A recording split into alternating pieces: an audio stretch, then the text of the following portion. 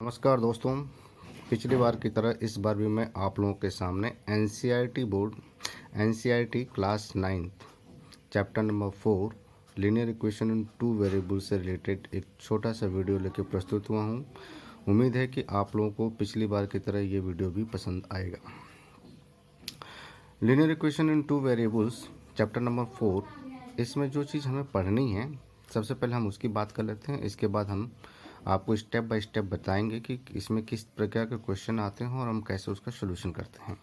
सबसे पहले जैसे हमें इसमें पढ़ना क्या क्या है, हमें पढ़ना है linear equation in two variable. हमें सबसे पहले ये जानना है कि linear equation in two variable क्या होता है, और फिर linear equation in two variable को समझने के बाद हम उस linear equation in two variable का सोल्यूशन फाइंड आउट करेंगे। और जब हम सोल्यूशन फाइंड आउट कर लेंगे तो हम उसका ग्राफ बनाना सीखेंगे कि how can we draw the graph of the linear equation in two variable. तो आज हम लोग डिस्कस करते हैं कि linear equation in two variable क्या होता है। तो मैंने यहाँ पर जैसे आपको डिस्क्राइब किया है कि इससे पहले आप लोग क्लास 8 में linear equation in one variable के बारे में पढ़ चुके हैं और आप लोगों को पता है कि linear equation in one variable क्या होता है। मैंने वहाँ पर लीनियर इक्वेशन इन वेरिएबल लिखने की कोशिश की है। We know that the linear equation in one variable is a x plus b equal to zero. ये जो a x plus b equal to zero है, ये linear equation in one variable की स्टैंडर्ड फॉर्म होती है। इसमें हमने एक ही वेरिएबल, यहाँ पर वेरिएबल क्या है, एक्स है, और ए और बी ये दोनों क्या है, कॉन्स्टेंट टर्म है, और इक्वल टू क्या है, जीरो।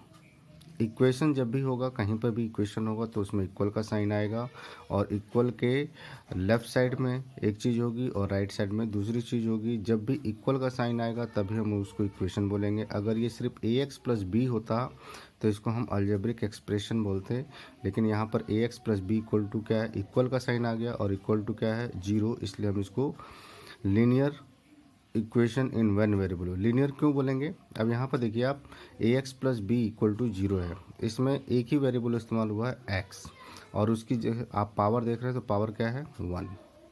यहाँ पर एक्स की पावर क्या है, वन है। तो जब भी आपको कोई ऐसा इक्वेशन हो जिसकी डिग्री कितनी हो, वन हो, तो उसको हम बोलते हैं लीनियर। उसको हम क्या बोलते हैं, लीनियर। और इसमें एक ही वेरिएबल है, इसलिए हम इसको बोलेंगे linear equation in one variable. इसमें कंडीशन होती है कि जो एक्स है उसका जो कोफिशिएंट आप सबको पता है कि वेरिएबल एक्स के साथ जिस कांस्टेंट टर्म का मल्टीप्लिकेशन होता है उसको हम उसका कोफिशिएंट बोलते हैं। तो यहाँ पर एक्स का कोफिशिएंट ए है और ए का कोफिशिएंट क्या है, एक्स है, और कांस्टेंट टर्म क्या है, बी है।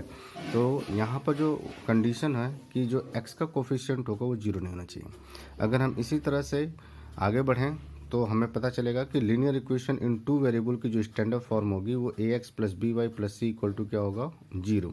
इसमें कंडीशन है कि ए और बी दोनों जीरो नहीं होने चाहिए, और ए और बी दोनों क्या हैं, रियल नंबर। रियल नंबर के बारे में आप लोग जानते होंगे, रियल नंबर हम उस नंबर को बोलते हैं अगर हम किसी भी नंबर का स्क्वायर करें और हमें पॉजिटिव नंबर मिलता है तो उसको हम रियल नंबर बोलते हैं। उसको मैं आपको बाद में डिस्क्राइब करूँगा। फिलहाल आपके कोर्स में रेशनल नंबर तक है, वहाँ तक आप समझ रहे हैं। यहाँ पर देखिए, अब यहाँ पर ये लीनियर है क्योंकि यहाँ पर दो वेरिएबल इस्तेमाल हुआ है, एक्स और वाई, और इन दोनों की डिग्री क्या है, वन है। यहाँ पर x की डिग्री कितनी है, वन, और y की डिग्री भी कितनी है, वन, इसलिए इसको हम लीनियर बोलेंगे। लीनियर हम किसी इक्वेशन को तभी बोलते हैं जब उस इक्वेशन की डिग्री कितनी होती है, वन। अगर डिग्री वन नहीं है तो उसको हम लीनियर नहीं बोलेंगे। इसको टू वेरिएबल इसलिए बोलते हैं क्योंकि यहाँ पर दो वेरिएबल इस्तेमाल हुआ, एक तो x हुआ, दूसरा क्या हुआ है, y। और ये स्टैंडर्ड फॉर्म है। स्टैंडर्ड फॉर्म का मतलब होता है किसी भी linear equation in two variable को हम इस तरह से लिख सकते हैं, जैसे a x plus b y plus c equal to क्या होगा, जीरो। अगर आपसे पूछा जाए, आप यहाँ पर क्या ध्यान रखना है कि यहाँ पर देखिए एक्स का जो कोफिशिएंट है वो ए है, और वाई का जो कोफिशिएंट है वो बी है, और कांस्टेंट टर्म क्या है, सी। तो अगर आपसे कोई पूछे कि इसमें एक्स का कोफिशिएंट क्या है तो आप क्या बताएंगे, ए।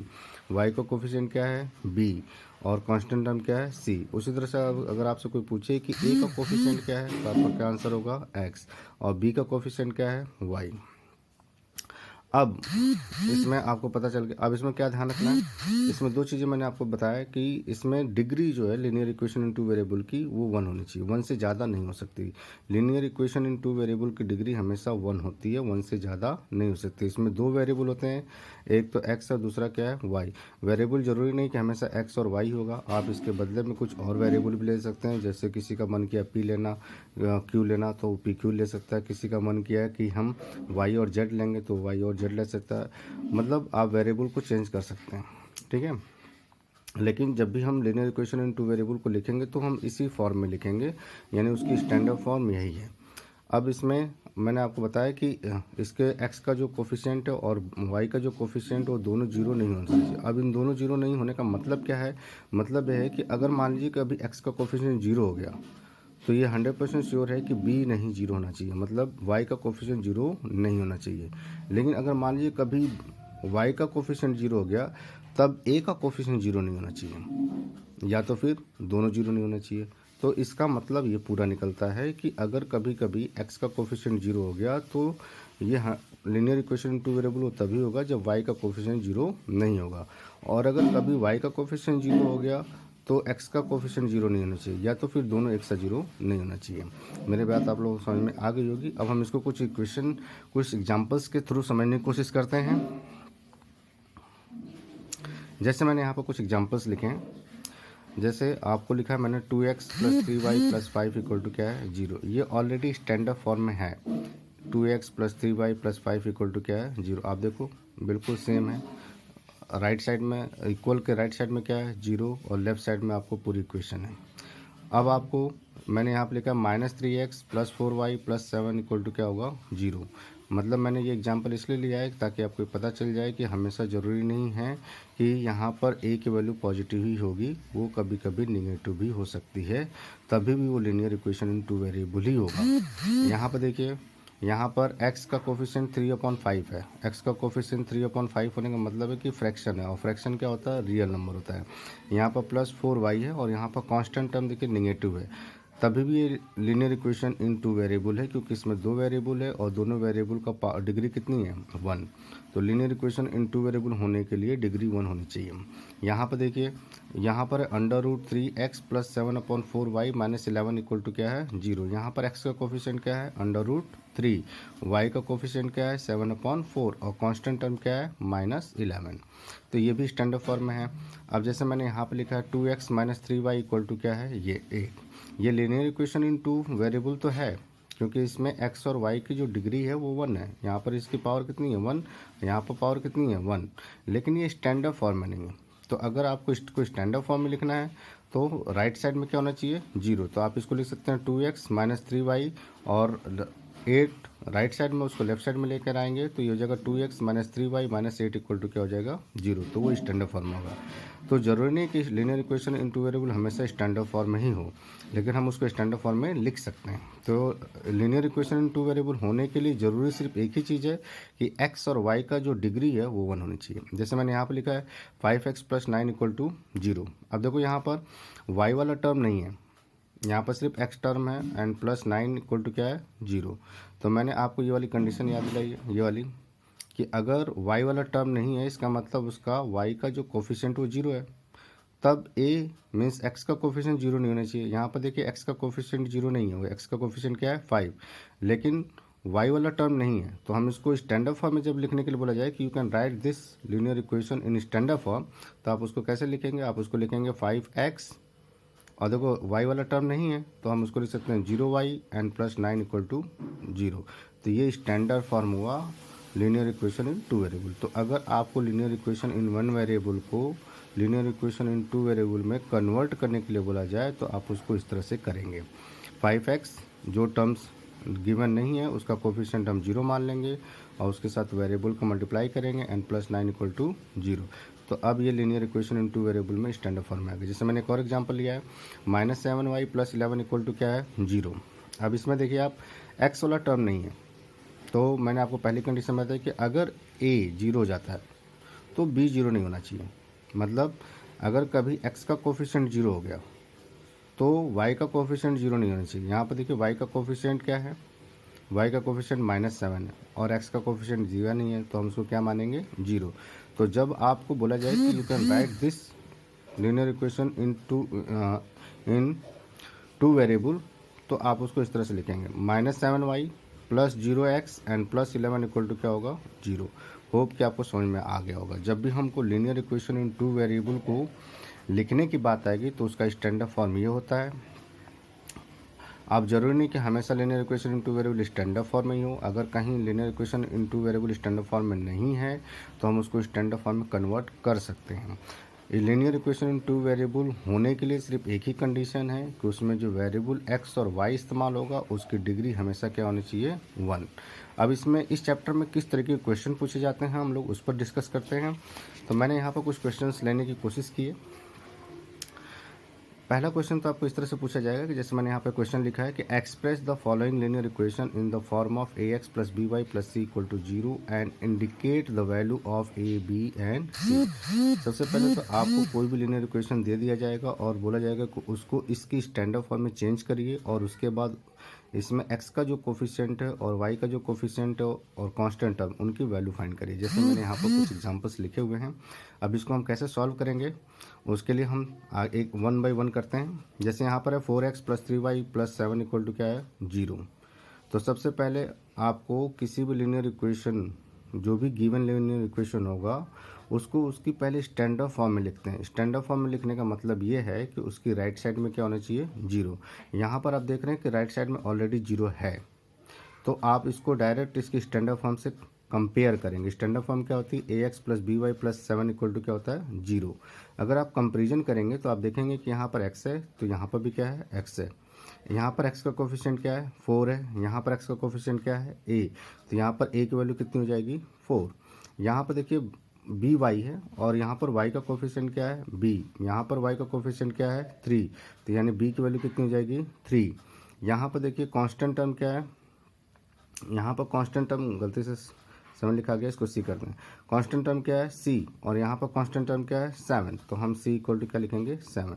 एक तो हुआ कि आपको बहुत सिंपल सा काम करने के लिए बोला जाए तो आप उसको इस तरह से कंपेयर करेंगे। दूसरा जैसे मैंने एग्जांपल लिया है वो है x - y/2 - 11 इक्वल टू क्या है 0। इसमें भी देखो राइट साइड में किसी भी linear equation in two variable को जब भी हम उसकी स्टैंडर्ड फॉर्म से कंपेयर करेंगे, मैं बार बार कह रहा हूँ, तो हमेशा राइट साइड में क्या रखेंगे 0। यहाँ पर राइट साइड में ऑलरेडी 0 है। अब आपको इसकी स्टैंडर्ड फॉर्म क्या होती है ax + by + c equal to क्या होता है 0। इससे कंपेयर करना। कंपेयर जब आप करेंगे तो यहाँ पर देखिए x है, यहाँ पर भी x है, लेकिन इसका कोफिशिएंट गिवन नहीं है, कुछ लिखा नहीं है। तो जब भी किसी वेरिएबल का कोफिशिएंट गिवन ना हो तो हम क्या मानेंगे 1, क्योंकि 1 सभी का फैक्टर होता है। तो इसलिए हम यहाँ पर लिखेंगे x माइनस। अब देखिए यहाँ पर y/2 है, इसको हम इस तरह से भी लिख सकते हैं -1/2 इंटू y, यानी 1/2 को y से मल्टीप्लाई करेंगे तो फिर इतना ही आ जाएगा। -11 इक्वल टू क्या होगा 0। तो यहाँ पर अगर आप कंपेयर करें तो यहाँ पर x का कोफिशिएंट a है, यहाँ पर x का कोफिशिएंट गिवन नहीं है, तो हम क्या मानेंगे 1। तो a की वैल्यू कितनी हो गई 1। यहाँ पर y का कोफिशिएंट क्या है b है और यहाँ पर y का कोफिशिएंट क्या है 1/2, लेकिन यहाँ पर प्लस साइन और यहाँ पर क्या साइन है माइनस, इसलिए हम b की वैल्यू क्या कंसीडर करेंगे -1/2। उसी तरह से आप देखो c यहाँ पर प्लस में है और यहाँ पर c क्या है माइनस में, तो इसका मतलब c की वैल्यू कितनी हो जाएगी -11। होप कि आपको समझ में आ रहा होगा। अब हम तीसरे एग्जाम्पल पर देखते हैं। यहाँ पर एग्जाम्पल है x = 4। अब देखो मैंने बोला कि आपको जब भी किसी linear equation in two variable को कोफिशिएंट a b c की वैल्यू निकालना हो तो उसको हमेशा स्टैंडर्ड फॉर्म में लिखते हैं। यहाँ पर देखो ये स्टैंडर्ड फॉर्म में नहीं है क्योंकि इसकी राइट साइड में क्या है 4, तो हम उसकी राइट साइड में क्या बनाएंगे 0। राइट साइड में 0 बनाने के लिए हमें 4 को किधर ट्रांसफ़र करना पड़ेगा राइट साइड से लेफ्ट साइड, तो हम इसको लाएंगे x - 4 इक्वल टू क्या होगा 0। तो इम्प्लाइड दैट अब देखो इसमें x तो गिवन है लेकिन y गिवन नहीं है। y गिवन नहीं है इसका मतलब हम इसको अगर स्टैंडर्ड फॉर्म में लिखें, इस इक्वेशन को अगर हम स्टैंडर्ड फॉर्म में लिखें तो हमें मिलेगा x + 0y - 4 इक्वल टू क्या होगा 0। अब आप कंपेयर करिए तो यहाँ पर देखिए x का कोफिशिएंट क्या है a और यहाँ पर सिर्फ x है। मैंने बताया था कि जब भी आपको सिर्फ सिंगल वेरिएबल गिवन हो तो उसका कोफिशिएंट क्या माना जाता है 1। तो यहाँ पर x का कोफिशिएंट 1 है, यहाँ पर x का कोफिशिएंट क्या है, a है, इसका मतलब a की वैल्यू कितनी हो जाएगी 1। यहाँ पर y का कोफिशिएंट क्या है, b है, यहाँ पर y का कोफिशिएंट क्या है 0, इसका मतलब b की वैल्यू कितनी हो जाएगी 0। यहाँ पर c का कोफिशिएंट कितना है -4 है, सॉरी कांस्टेंट टर्म क्या है c, यहाँ पर कांस्टेंट टर्म क्या है -4 और यहाँ पर प्लस और यहाँ पर क्या है माइनस, तो इसका मतलब c इक्वल टू क्या होगा -4। ऐसे ही हम दूसरा एग्जांपल देखें, x इक्वल टू है 5y, x equal to 5y है। अब देखो ये भी स्टैंडर्ड फॉर्म में नहीं है, स्टैंडर्ड फॉर्म में होने के लिए ज़रूरी है कि इसकी राइट साइड में क्या हो 0। तो हम 5 का ट्रांसफ़र करेंगे राइट साइड से किधर, लेफ्ट साइड। तो लेफ्ट साइड जब लाएंगे तो हमेशा साइन चेंज हो जाएगा अकॉर्डिंग टू मैथ रूल्स। तो यहाँ पर हो जाएगा 5y, तो x minus 5y equal to क्या हो जाएगा 0। अब अभी भी ये स्टैंडर्ड फॉर्म में नहीं है, स्टैंडर्ड फॉर्म होने के लिए ज़रूरी क्या है, कांस्टेंट टर्म भी होना चाहिए। देखो x तो गिवन है, y भी गिवन है, लेकिन c मीन्स कांस्टेंट टर्म, इसमें कांस्टेंट टर्म नहीं है, तो हम उसको कांस्टेंट टर्म को क्या लिखेंगे 0। तो यहाँ पे लिखेंगे x minus 5y plus 0 equal to क्या होगा 0। अब आप कंपेयर कर दीजिए, तो यहाँ पर देखिए x का कोफिशिएंट क्या है a, यहाँ पर x का कोफिशिएंट क्या है 1, तो a की वैल्यू कितनी हो जाएगी 1। यहाँ पर y का कोफिशिएंट क्या है -5, यहाँ पर y का कोफिशिएंट क्या है b, तो b इक्वल टू क्या हो जाएगा 0। यहाँ पर कांस्टेंट टर्म क्या है c और यहाँ पर कांस्टेंट टर्म क्या है 0, यानी c की वैल्यू कितनी हो जाएगी 0। गलती से यहाँ पर 4 लिखा गया है, यहाँ पर कांस्टेंट टर्म क्या होगा 0। होप कि आपको समझ में आ रहा होगा। अब हम नेक्स्ट लेते हैं 3x equal to 7y minus 4। तो इसको हम पहले स्टैंडर्ड फॉर्म में लिखेंगे। स्टैंडर्ड फॉर्म लिखने का मतलब राइट हैंड साइड इक्वल 0 होना चाहिए। तो यहाँ पे लिखेंगे 3x minus 7y plus 4 equal to 0। आपको ये समझ में आ गया?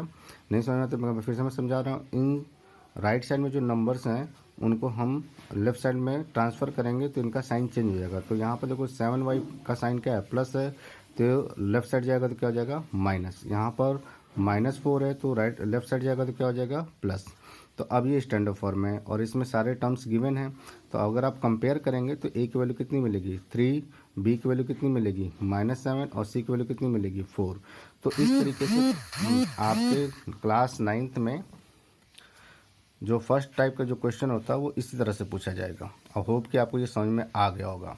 अब हम बात करते हैं कि what is the solution of linear equation in 2 variable. देखो लीनियर इक्वेशन इन 2 वेरिएबल के सोल्यूशन का मतलब ये होता है कि आपको कोई भी लीनियर इक्वेशन इन 2 वेरिएबल गिवन होगा तो उसमें x और y की एक ऐसी वैल्यू फाइंड करना है जो उस गिवन इक्वेशन को सेटिस्फाई करे।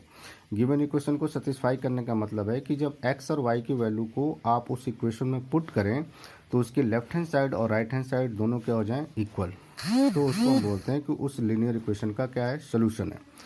अब इसमें एक इम्पॉर्टेंट चीज़ ये रखनी है नोट कि जो भी लीनियर इक्वेशन इन 2 वेरिएबल होते हैं उसके इनफाइनाइट सोल्यूशन होते हैं। Every linear equation in 2 variable have infinite solution. बहुत सारे इनफाइनाइट सोल्यूशन होते हैं। तो अब आपको इनफाइनाइट सोल्यूशन एग्जाम में निकालने के लिए नहीं बोलेगा, आपसे कुछ सोल्यूशन पूछा जाए। जैसे आपसे पूछा जाएगा कि 3 सोल्यूशन बताइए, 4 सोल्यूशन बताइए, 7 सोल्यूशन बताइए या 2 सोल्यूशन बताइए, इस टाइप से क्वेश्चन पूछा जाएगा। लेकिन आपको ये दिमाग में रखना है कि लीनियर इक्वेशन इन 2 वेरिएबल के इनफाइनाइट सोल्यूशन होते हैं। तो अब इसको मैं क्वेश्चन के थ्रू आपको समझाने की कोशिश कर रहा हूँ। जैसे मान लीजिए कि आपसे क्वेश्चन पूछा कि find 4 solution of 2x minus 3y minus 7 equal to 0। तो हम 4 सोल्यूशन कैसे फाइंड आउट करेंगे? तो देखो बेटा, इसमें जब हर बच्चा जो सोल्यूशन फाइंड आउट करेगा वो जरूरी नहीं कि आंसर सभी का मैच करे। इसमें आंसर डिफरेंट हो सकते हैं क्योंकि लीनियर इक्वेशन इन 2 वेरिएबल के इनफाइनाइट सोल्यूशन होते हैं। अब मान लीजिए कि मैंने यहाँ पर लिया है कि इसमें x और y 2 वेरिएबल हैं, तो किसी एक वेरिएबल की वैल्यू आप अपनी मर्जी से कुछ भी ले सकते हैं। जैसे मैंने यहाँ पर x की वैल्यू ली है कि इफ़ x इक्वल टू 0। जब भी हम x की वैल्यू कुछ लेंगे तो उसके करस्पॉन्डिंग y की वैल्यू कुछ ना कुछ मिलेगी। y की अगर आपने x की वैल्यू ली है तो y की वैल्यू को आप अपनी मर्जी से नहीं ले सकते हैं। तो यहाँ पर हम x इक्वल टू 0 लिए तो x के बदले पे हम यहाँ पर 0 रखेंगे। तो 2 into 0 minus 3y minus 7 equal to क्या हो जाएगा 0। 2 को 0 से मल्टीप्लाई करेंगे तो 0 minus 3y minus 7 equal to क्या होगा 0। माइनस 7y इक्वल टू क्या हो जाएगा 7। सो y इक्वल टू -3 y के साथ मल्टीप्लाई है तो उधर जाएगा तो क्या हो जाएगा डिवाइड हो जाएगा। तो y इक्वल टू क्या हो जाएगा 7 अपॉन -3। यानी कि ये प्लस है और ये क्या है माइनस, तो जब प्लस को माइनस से डिवाइड करेंगे तो क्या आएगा -7 क्या होगा 3। तो पहला जो सोल्यूशन होगा वो x इक्वल टू 0 होगा और y इक्वल टू क्या होगा -7/3। अगर आपको अपने आंसर को वेरीफाई करना है तो ये जो गिवन इक्वेशन है उसमें x की जगह पर 0 रख दीजिए और y की जगह पर क्या रखिए -7/3 और उसको सॉल्व करिए। तो आप देखेंगे कि इसकी लेफ्ट हैंड साइड और राइट हैंड साइड क्या होगी इक्वल। अगर ऐसा हो रहा है तो इसका मतलब आपने जो x और y की वैल्यू फाइंड की है वही उस लीनियर इक्वेशन का क्या होगा सोल्यूशन। अब हम दूसरा सोल्यूशन की बात करें तो दूसरा सोल्यूशन आपको ये है, जैसे आपको इक्वेशन है 2x - 3y - 7 इक्वल टू क्या होगा 0। इसमें मान लीजिए कि हमने x की वैल्यू 1 ले ली, जरूरी नहीं कि मैंने 1 ली तो आप भी 1 लें, आप और कुछ भी ले सकते हैं, उसके करस्पॉन्डिंग आपको y की दूसरी वैल्यू मिल जाएगी। तो मैंने अगर x इक्वल टू 1 लिया तो यहाँ पर लिखेंगे 2 × 1 - 3y - 7 इक्वल टू क्या होगा 0। इसको हम सॉल्व करेंगे तो 2 - 3y - 7 इक्वल टू क्या होगा 0। यहाँ पर होगा -3y। अब यहाँ पर देखो ये 2 प्लस में और यहाँ पर माइनस क्या है 7, तो अगर +2 और -7 करेंगे तो क्या मिलेगा -5 इक्वल टू क्या होगा 0। -3y इक्वल टू क्या हो जाएगा 5। सो y इक्वल टू हो जाएगा 5/-3 को y के साथ मल्टीप्लाई है तो जब उधर जाएगा तो क्या हो जाएगा डिवाइड, तो y इक्वल टू हो जाएगा 5/-3 और इसको हम लिख सकते हैं प्लस माइनस का डिवाइड होगा तो माइनस आएगा -5 क्या हो जाएगा 3। So x equal to 1 and y equal to क्या होगा -5/3। ये दूसरा सोल्यूशन है। अगर आपको अपने आंसर को वेरीफाई करना है तो गिवन इक्वेशन में x की जगह पर 1 रखिए और y की जगह पर क्या रखेंगे -5/3 और उसको सॉल्व करिए तो आपको लेफ्ट हैंड साइड और राइट हैंड साइड क्या मिलेगी इक्वल। उसी तरह से मैंने तीसरी वैल्यू फाइंड की है, x इक्वल टू क्या रखेंगे -1, तो जहाँ पर x है वहाँ पर -1 रखेंगे तो 2 × -1 -3y - 7 इक्वल टू क्या हो जाएगा 0। इसको जब मल्टीप्लाई करेंगे तो -2 होगा, -3y - 7 इक्वल टू क्या होगा 0। देखो यहाँ पर -2 है और यहाँ पर -7 है तो ये दोनों ऐड हो जाएंगे, तो ऐड होगा तो क्या होगा -9 - 3y इक्वल टू क्या होगा 0। इसमें बहुत सारे बच्चे गलती करते हैं, वो -2 है -5 - 3y है तो इसको ही ऐड कर देंगे, वो लिखेंगे -5y। लेकिन बेटा आपको ध्यान रखना है कि इसमें वेरिएबल है और इसमें वेरिएबल नहीं है, तो ये अनलाइक टर्म हो गया। अनलाइक टर्म का एडिशन सब्ट्रैक्शन नहीं होता, तो ये -2 किसके साथ ऐड होगा -7 के साथ, तो कितना आएगा -9 - 3y इक्वल टू क्या होगा 0। -9 का ट्रांसफर करेंगे लेफ्ट से राइट तो प्लस हो जाएगा तो ये 9 हो जाएगा, तो y इक्वल टू क्या होगा 9 अब -3 को y के साथ मल्टीप्लाई किया तो उधर जाएगा क्या हो जाएगा डिवाइड, तो 9 कितना हो जाएगा -3, तो y इक्वल टू कितना हो जाएगा -3। सो x इक्वल टू कितना आएगा -1 एंड y इक्वल टू कितना आएगा -2। ये तीसरा सोल्यूशन होगा। और उसी तरह से मैंने ये चौथा सोल्यूशन फाइंड आउट करने की कोशिश की है, आप इसको देखिए और समझिए। होप है कि आपको ये वीडियो देखकर एक्सरसाइज 4.1 और 4.2 अच्छे से सॉल्व कर पाएंगे। अगर आपको ये वीडियो पसंद आई हो तो लाइक करिएगा और कोई सजेशन हो तो कमेंट करिएगा। अगर कोई क्वेश्चन हो तो कमेंट बॉक्स में कमेंट जरूर करिएगा। Thank you and have a nice day.